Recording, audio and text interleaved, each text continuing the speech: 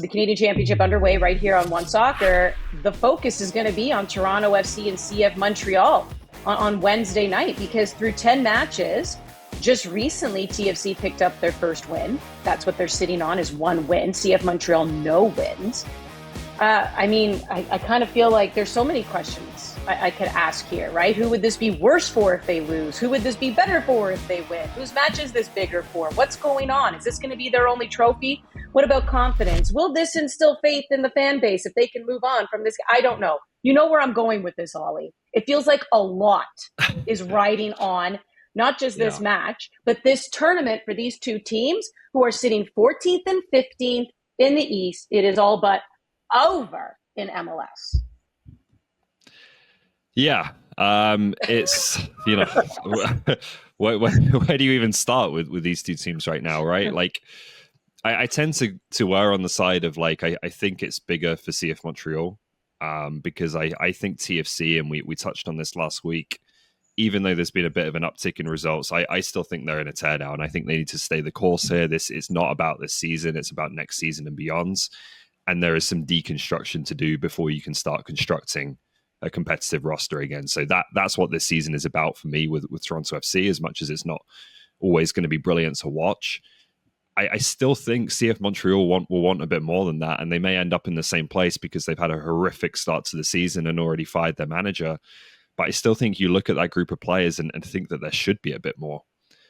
So maybe it's too late to really, even at this stage with the start they've had, to really revive the MLS season, but perhaps the Canadian Championship can provide something where you can get this group going and you can start to see with some of the young players they've got, the shoots of something that could be there going forwards, because I do think there is still some talent on this roster despite how bad the results have been.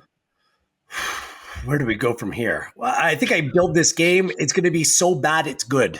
Like, that should be the headline, because both these teams are being dreadful. Like, Toronto FC have 7 points, but they have the worst expected goal differential in all of Major League Soccer. CF Montreal can't score.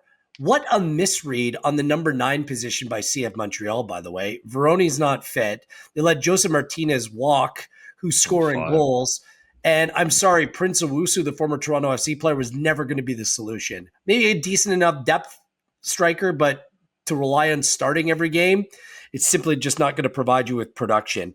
I've separate thoughts for the respective clubs. Ollie acknowledges, and I agree with them, that it's time for a teardown with Toronto FC. If and when they can get rid of Insigne, they'll be able to bring in potentially another top player. Some of the experienced players in the team that are out of contract next year are surely gone. So heading into next season, I think that'll be a very different feel. But I think they're trying to make the most out of this group, and I don't think that they actually acknowledge or understand just how uncompetitive they are this season. So based on that, there's expectation that they go out and win this game. And I think the pressure is on Toronto FC here. They're playing at home against a team that they will reckon is better than them, and they're looking down. The only team they're looking down at the table. I think that this is a game that they think they can win. For CF Montreal, I hear what you're saying. I'm nervous for this club right now. They have some good young players in this team, but they're not connected. They're in a position where they're going through a transition in terms of the manager. The last time that we heard from the owner, you heard that his sentiment towards the club right now isn't in a great place. His commitment to the club rightfully can be questioned. I don't think it's all on him. He's not making money. He's losing money on this club. He doesn't feel welcome in his hometown. Instead, his Bologna side has done once again exceptionally well, and that's where he spends the bulk of his time. And I just wonder how much he's being tested when it comes to the CF Montreal project, especially when a proposed schedule change is very much in the cards in the not so distant future for Major League Soccer.